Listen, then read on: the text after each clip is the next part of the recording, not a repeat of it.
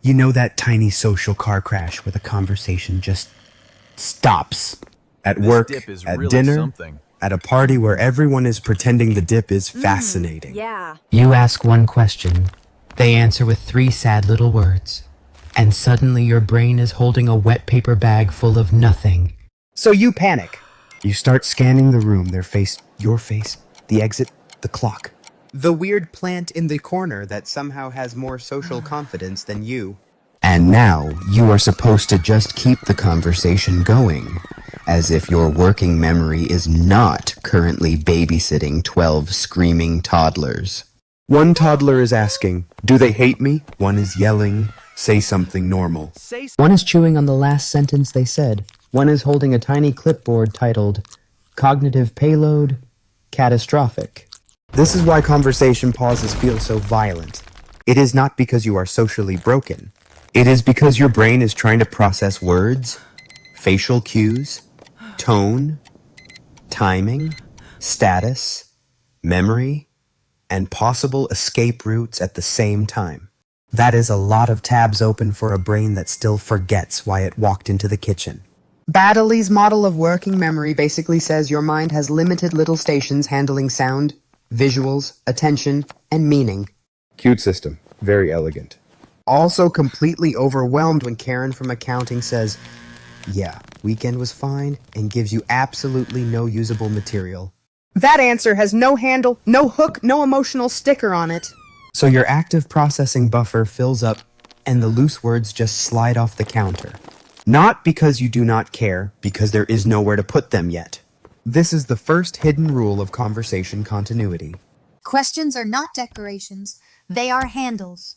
A good question gives the other person's sentence a place to land. Without that, the silence walks in, takes off its shoes, and makes itself at home. And then comes the second problem. Names, details, tiny facts. The stuff people expect you to remember because apparently society was designed by people with unlimited mental shelves. Someone says, "My brother Caleb just moved to Denver," and your brain goes, "Lovely, beautiful, absolutely gone." Because Caleb has no story attached, no smell, no conflict, no weird little image. Just a floating name in the air like a balloon at a funeral nobody invited you to. This is the semantic deficit nobody talks about. A word without connection is not memory. It is a loose sock in the dryer. The levels of processing framework says the brain does not treat every piece of information equally. Shallow sound, weak. Letters, weak. Meaning, better. Personal relevance? Now the brain finally sits up like, oh, gossip with structural value. So when a conversation dies after one exchange, it is often because the first answer never reached deeper encoding. It stayed at the surface. A sound, a label, a social pebble, not a trail. Semantic Network Theory explains the same mess in a different coat. Your brain stores meaning through linked associations, people, places, events, feelings, shared references. So Denver by itself is nothing. But Denver, because Caleb got priced out of Austin and now sends mountain photos like he personally invented altitude, suddenly has roots. Now the brain has somewhere to attach. Now there is gravity. That is why shared reference extraction matters. Not as some fake networking trick. Please, no. Nobody needs another person nodding like a malfunctioning sales seminar. It matters because conversation needs common ground the way a dinner table needs legs. A question pulls out a detail. Listening catches the detail. Common ground gives the detail a chair. It's good. Then the next sentence is not invented from panic. It grows from what is already there. That is the difference between forcing conversation and maintaining it. Forcing conversation feels like dragging a couch through sand. Maintaining conversation feels like following crumbs. Still awkward sometimes, still human. But no longer a haunted improvisation exercise where your brain is screaming, "Produce charm immediately." Now the third trap, preoccupation, the little internal goblin with a mirror. While the other person is speaking, your brain is not always listening. It is holding a full board meeting about how you are being perceived. Did I smile too early? Was that laugh legally acceptable? Why did I say nice like a haunted receptionist? Are my hands doing something weird? Should I ask another question? Is this eye contact or am I now a Victorian ghost? This is dual task interference in everyday clown clothes. Your brain cannot fully monitor your own performance and deeply encode someone else's answer at the same time. Something loses, and usually, the thing that loses is the actual conversation. Because self-monitoring is loud. It eats attention like a raccoon in a trash can. The other person says something useful, maybe even interesting, but your attention has already been dragged inward. Now the connective pathway is cut. Their sentence arrives at the door, knocks politely. And nobody answers because inside, your mind is hosting a crisis committee. This is also why the next in line effect is so brutal. When you are waiting for your turn to speak, you remember less of what came before you. Not because you are selfish, because your brain is rehearsing, editing, panicking, trying to prepackage a sentence before the social spotlight hits. A ruthless little editor takes over. Too boring, too personal, too random.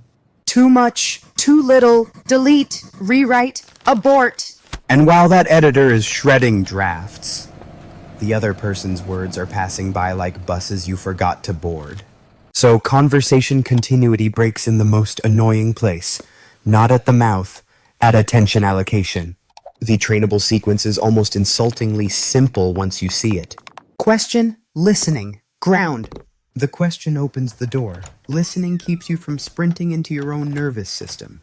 Ground finds the shared object both people can stand on. That is the real social glue. Not being witty, not being dazzling, not performing like some caffeinated talk show host trapped in business casual. Just catching one usable thread and not letting preoccupation strangle it before it becomes a bridge. And then your brain does something deeply unfair. It remembers the wrong thing. It forgets the person's job title, forgets the city, forgets the name of their dog, but somehow remembers that one microscopic twitch in their eyebrow from 17 seconds ago. Rude, unhelpful, very on-brand for a nervous system with terrible office management. Because your brain is not a polite secretary, it is a ruthless editor. It does not file everything in chronological order like a tiny librarian with emotional stability. It keeps what feels loaded, what feels connected, what feels dangerous, what feels useful. That is emotional consolidation. The brain gives stronger storage priority to information with emotional weight. So if someone says, I work in logistics, and your nervous system is busy screaming, they think I am boring. Guess which thing gets archived? Not logistics, the panic, the facial micro-expression, the awkward half-second. The tiny silence that your brain will later replay like an indie film nobody asked for. This is where associative triage kicks in. Your mind starts sorting details like a selective funeral attendee. This mattered. This did not. This looked threatening. This had no emotional pulse. This sentence gets flowers. That name gets forgotten in the parking lot.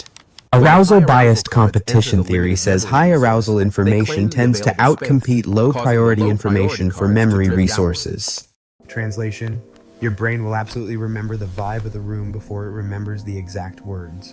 Especially when the cognitive payload is already heavy. So no, it is not shocking that small talk collapses. Small talk is often made of low-utility acoustic markers. Nice, cool, busy lately. Yeah, same. These are not conversation bricks, they are packing peanuts. Your brain looks at them, sees no emotional resonance, no structural connection, no shared reference, and quietly throws them into the void. Not maliciously, efficiently, almost offensively efficiently. This is why the question listening ground sequence works. It adds weight. It turns a flat answer into something with shape. Someone says, work has been busy, dead sentence, tiny coffin. But a question adds a handle, busy because of people, deadlines, or chaos. Now there are doors. Listening catches which door opens. Shared ground says, people chaos, the classic workplace circus. Now the conversation has a room, not a script, a room. A place where the next sentence can exist without being dragged out of your soul with kitchen tongs. And here is the calmer part. Conversation continuity is not a personality trait. It is a sequence, a very human, very learnable sequence, question, listening, ground. That is it.